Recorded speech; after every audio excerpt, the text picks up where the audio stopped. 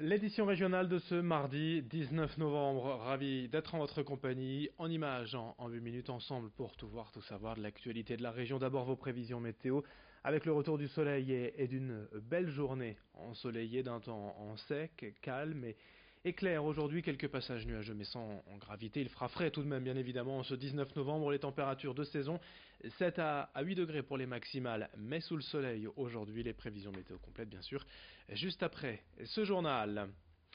La fin d'année, les festivités de Noël et de Nouvel An, ce n'est pas pour tout de suite, mais les traditionnels et désormais bisannuels feux d'hiver reviennent à Calais, au Chanel, du vendredi 27 au mardi 31 décembre. L'événement culturel, festif et populaire était présenté hier. Au programme, des spectacles tout au long de cet événement.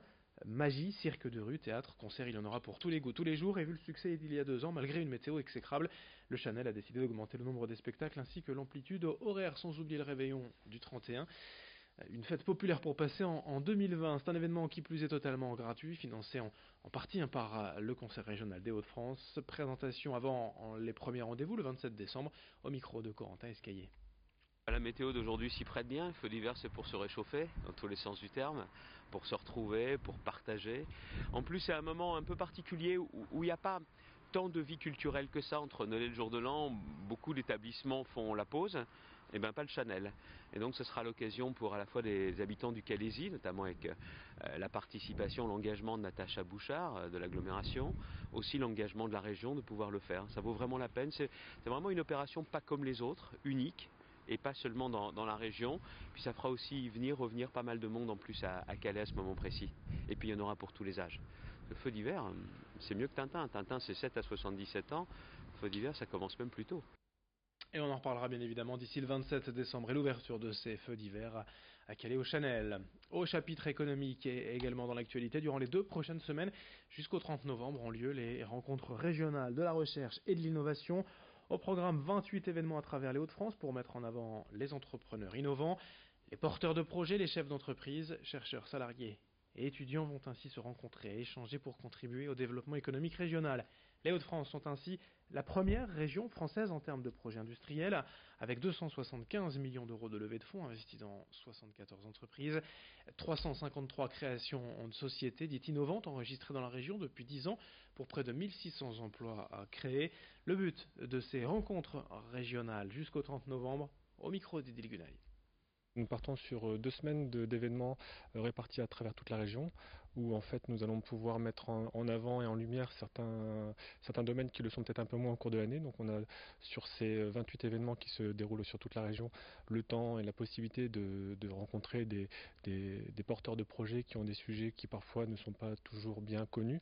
Donc c'est pour permettre un petit peu au plus grand nombre d'avoir accès à ces informations. Les trophées d'innovation sont là un petit peu pour faire un clin d'œil à certaines entreprises que nous avons pu accompagner au niveau de la région au niveau de l'agence régionale de l'innovation, d'avoir des gens qui puissent un petit peu s'exprimer, présenter un petit peu leurs projets, ce qui n'est pas toujours très évident quand on est au quotidien dans la tenue de son entreprise, dans les objectifs à tenir. Donc là, c'est vraiment un petit temps fort qui leur permet d'être mis à l'honneur.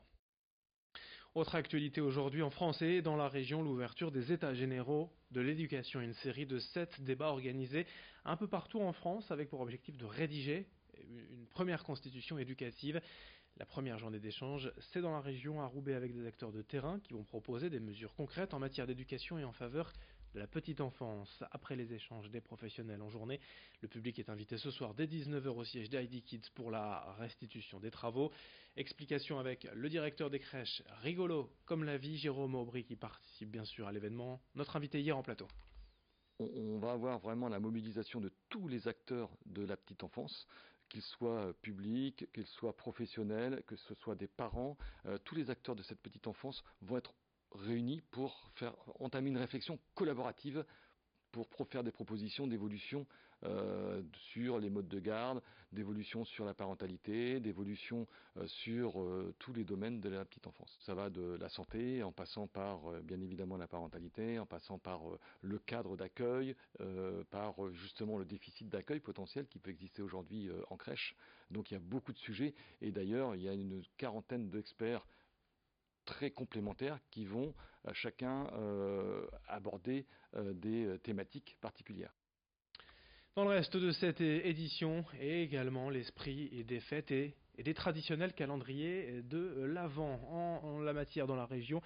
Mais il faut faire avec les spécialités locales. Ainsi, c'est le retour du Berry Christmas, le calendrier de l'entreprise Saveur Bière. Au programme, donc, 24 bières à déguster du 1er décembre jusqu'à Noël, blondes, brunes, ambrées. Les bières viennent de diverses brasseries, régionales mais aussi étrangères. Elles s'accompagnent d'un livret explicatif permettant de mieux les découvrir. L'entreprise régionale Saveur Bière cartonne depuis plusieurs années avec ce calendrier. 60 000 exemplaires vendus l'an dernier. Présentation de l'édition 2019 avec le patron de Saveur Bière, Julien Lemarchand, au micro d'Idil Gunaï. C'est un produit de Noël, ouais, la bière de Noël, c'est connu pour ça. Mais après, c'est un produit qui s'offre bien. Ça change un petit peu de recevoir 12 bières artisanales. C'est un cadeau très en vogue, effectivement. Surtout dans le Nord, où la bière s'invite à table de plus en plus, et aussi dans les autres régions. Mais oui, Noël est pour nous une énorme période de vente. L'idée, c'est aussi de partager. Donc on aime bien quand monsieur va partager avec madame ou madame avec monsieur. On est là pour déguster. On n'est pas là pour aller vers l'alcool, mais c'est vraiment avoir une expérience de découverte autour de la bière et apprendre. Et puis on termine avec une autre image de l'esprit de Noël à Lille. C'est parti pour les festivités avec l'installation de la Grand Place. Ce week-end, 32 ans que le manège revient chaque année s'installer pour célébrer Noël avec évidemment les décorations traditionnelles, les chalets de bois de la place Riour pour l'incontournable marché de Noël. L'ambiance festive de la fin d'année va doucement s'emparer de nos centres-villes. Les premiers tours de Grande Roue à Lille sont prévus vendredi midi jusqu'au 29 décembre. Présentation du manège avec son propriétaire au micro de Rémi Desromeaux. Là, on tourne beaucoup en Belgique. On vient sur la braderie de Lille aussi au mois de septembre. Sinon, on est en Belgique, Anvers, Bruxelles, Liège.